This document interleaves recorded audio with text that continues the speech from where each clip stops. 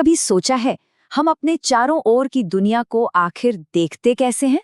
इसका जवाब एक बहुत ही रोमांचक सफर में छुपा है, और वो सफर है प्रकाश का। तो चलिए आज किरण प्रकाशिकी यानी रे ऑप्टिक्स के रहस्यों को परत दर परत खोलते हैं। अच्छा, तो एक बात तो हम सब जानते हैं कि प्रकाश हमेशा एक सीधी रेखा में चलता है, लेकिन क्या हो अगर हम इस सीधे रास्ते को मोड़ने की कला सीख लें? क्या इस कला का इस्तेमाल करके हम उन चीजों को देख सकते हैं जो बहुत छोटी हैं या इतनी दूर कि उन्हें देखना नामुमकिन लगता है? बस यही सवाल आज की हमारी इस पूरी पड़ताल का दिल है। सबसे पहले जरा इस रफ्तार पर गौर कीजिए। प्रकाश लगभग 3 लाख किलोमीटर एक सेकंड में तय करता है। ये अविश्वसनीय है। और जैसा कि हमने कहा, ये हमेशा एक सीधी लाइन में चलता है। विज्ञान की भाषा में इसी सीधे रास्ते को हम किरण या रे कहते हैं। तो हमारी प्रकाश की किरण का सफर शुरू हो चुका है। पर तब क्या होता है जब ये किरण किसी ऐसी सतह से टकराती है जिसके आर पार वो नहीं जा सकती? बस यहीं पर हमारी पहली और सबसे दिलचस्प घटना होती है, जिसे हम कहते हैं परावर्तन।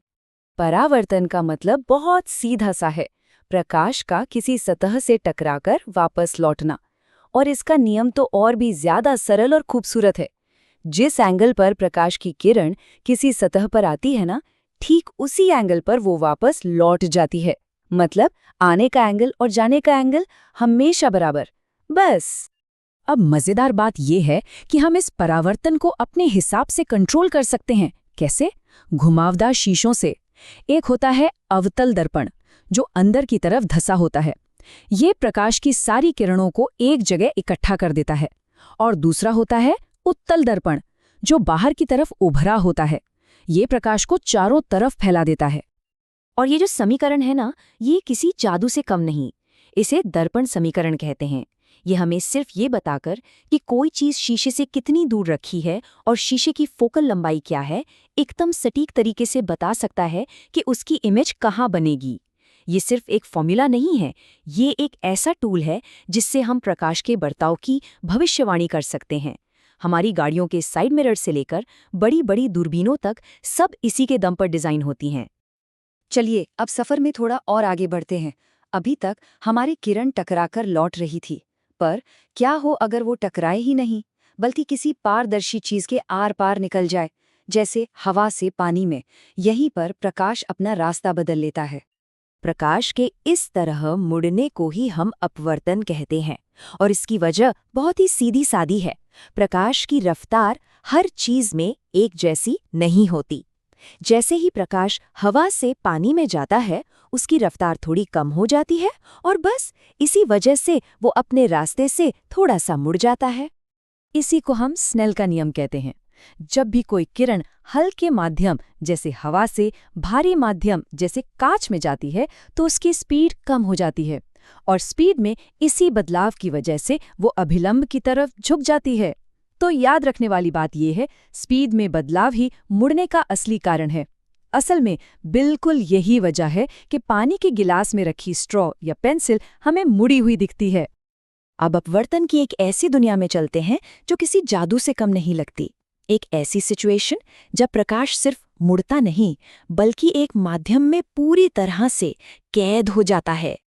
इस जादू को समझने के लिए हमें एक टिपिंग पॉइंट को समझना होगा। इसे कहते हैं क्रांतिक कोण।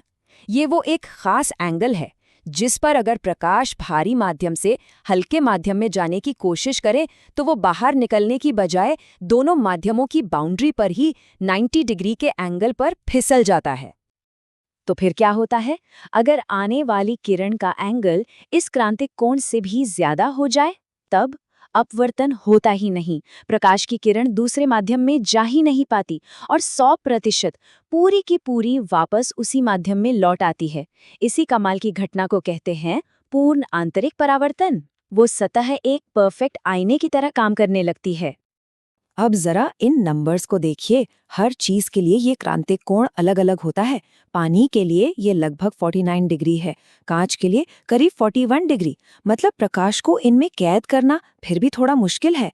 लेकिन अब हीरे को देखिए, इसका क्रांतिक कोण सिर्फ 24.4 डिग्री है, बहुत ही कम। तो हीरे की वो बेमिसाल चमक उसका राज यही छोटा क्रांतिक कोण है। प्रकाश एक बार अंदर घुस तो जाता है, पर आसानी से बाहर नहीं निकल पाता। लेकिन इसका सबसे क्रांतिकारी इस्तेमाल होता है ऑप्टिकल फाइबर्स में। आज जो हम इंटरनेट इस्तेमाल कर रहे हैं ना, उसका सारा डेटा प्रकाश की किरणों के रूप में इन्हीं पतले पतले फाइबर्स के अंदर इसी तरह पूर्ण आंतरिक परावर्तन करते हुए पूरी दुनिया का चक्कर लगा रहा है।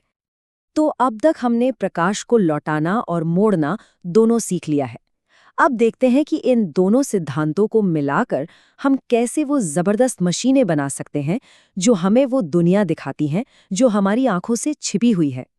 दो बहुत ही कमाल के यंत्र हैं, सूक्ष्मदर्शी यानी माइक्रोस्कोप और दूरबीन यानी टेलीस्कोप। दोनों का काम चीजों को बड़ा करके दिखाना है, पर मकसद अलग है। माइक्रोस्कोप पास की छोटी सी दुनिया को बड़ा करके दिखाता है और टेलीस्कोप दूर की विशाल दुनिया को हमारे करीब ले आता है।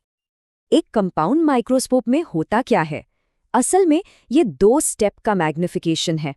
पहला लेंस, जिसे अभिदृश्यक कहते हैं, चीज की एक बड़ी और उल्टी इमेज बनाता है। फिर दूसरा लेंस, जिसे नेत्रिका कहते हैं, उस पहली इमेज को लेकर उसे और भी ज्यादा बड़ा करके हमें दिखाता है। टेलीस्कोप का फंडा भी कुछ ऐसा ही है, बस थोड़ा सा उल्टा। यहाँ जो पहला लेंस होता है यानी अभिदृश्यक, उसकी फोकल लंबाई बहुत ज्यादा होती है ताकि वो दूर के तारों और ग्रहों से आने वाली हल्की सी रोशनी को भी ज्यादा से ज्यादा इकट्ठा कर सके। फिर दूसरा लेंस यानी नेत्रिका उस रोशनी से बनी इमेज को बड़ा करके दिखाता है। लेकिन एक दिक्कत है, बहुत बड़े बड़े लेंस बनाना मुश्किल, महंगा और बहुत भारी काम है। साथ ही उनमें रंगों की गड़बड़ी भी आ जाती है।